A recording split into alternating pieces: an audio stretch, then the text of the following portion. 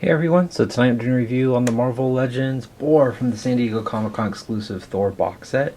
And this guy is massive. He is really cool. Another unique figure. I'm hoping he does not fall over with that thing spinning. It looks like he's wiggly. But I'm just blown away by this figure. I really am. Toy Biz has just done a tremendous job at their paint applications and adding that depth that we've been all asking for. So after you finish this little 360, we'll go ahead and get into the details. Alright guys, so first off, we'll start off with the accessories. Again, his shield is kind of more that gummy plastic, which actually I don't mind so much because I feel like this has kind of been known to break on the Captain Americas, and I was kind of nervous that these clips would break on this guy. But since it is kind of more of a gummier plastic, it's kind of nice. The clips still is pretty hard, but it feels a little more pliable than the Captain America ones. But again, very cool looking shield. You can kind of see it's got that more gunmetal paint job around the outside. Along with the inside, you see studs along the outside. And it's got that nice brown woodwork, but it's really got some good sculpt. You can see some scratches, like indents from battle. There's a dent here. Looks very cool. And then on the inside here, it's just more of that same silver paint. It's pretty boring on the inside. It's got just an enlarged clip, like from Captain America, which is very cool. But you can flick it back to actually plug it onto his back, or you can have it gripped around his wrist. Very cool. And then we also have his battle axe, which is actually really nice. This is a little gummy, but not nearly as much as the sword from Malachi. But then on the blade here, it looks really cool. Just nice, kind of a gunmetal silver, but it's got a lot of scratches and just that cute, huge gouge on this side. It looks really cool. Like it's just, been through some battles. Really nice. And then the wood handle looks nice and cool. It's got just kind of like that wood grain look. Just a solid dark brown paint. Overall, really nice weapons. Alright, so get into him. He just looks, I don't know, he looks really cool. Loving the head sculpt. You can just see the nice, look at the darks on the horns here. I mean, it looks really good. Like, I can see some more of that black wash. This brings out so much detail. It looks real. Even the face, just the whole face sculpt and the way his huge goatee is, just that black wash over the dark red. Very cool. And the helmet, oh, I love that. It's kind of like a Spartan looking helmet. It's got some gouges on the top here, but it's that same gunmetal look on the helmet as the shield, which is really cool. Loving how the eyes look. They're looking straight on. They're not, doesn't have derp eyes. The way the back of the helmet looks, it's really cool. Really like crazy neck muscles. Then going over his whole, I guess I would say armor, but it's more like that leather.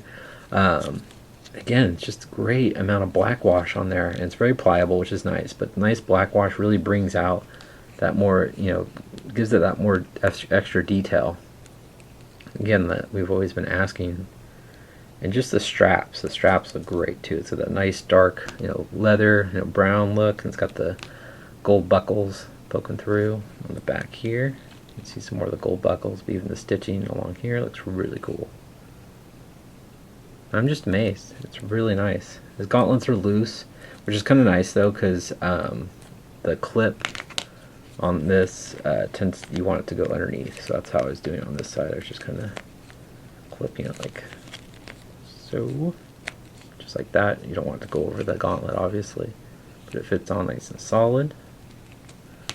But the gauntlets are on loose, which is, like I said, you can move them around so you can get that clip on. But it is a nice silver. You can kind of see some of the darker hair coming out the sides for the padding. Got the nice studs on the sides here. Some little hooks and chains. Very cool. He's got little brown gloves on his hands. Otherwise, just pretty pale skin. He's got a little bit of paint blemish right there. I can probably get that off later. And this side, it looks exactly the same. Very cool. He's got gripping hands on both sides, so you can actually have him hold the axe on either his left or right hand, which is always nice, depending on what you prefer. And he's got his little, I forgot what they call these things. Loincloth, I guess I would call it. Little skirt.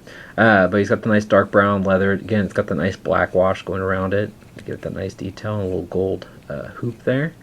And you can see more of that fur on the front, along with some chainmail.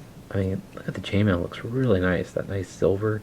Not really. It's almost like a dark or a light bluish silver. It's got kind of a bluish tint to it. But all the sculpt looks really nice on the fur. Very cool. And just great amount of detail. Very impressed. And he's just got brown legs, which is kind of generic that we've seen, but then they covered up in these wraps, which look really awesome. See more of that dark fur coming out the top, but each wrap's a little different. This one's got some extra tape, kind of tape wrap coming up. This side does not. It's got more of that black wash. And it just looks really cool.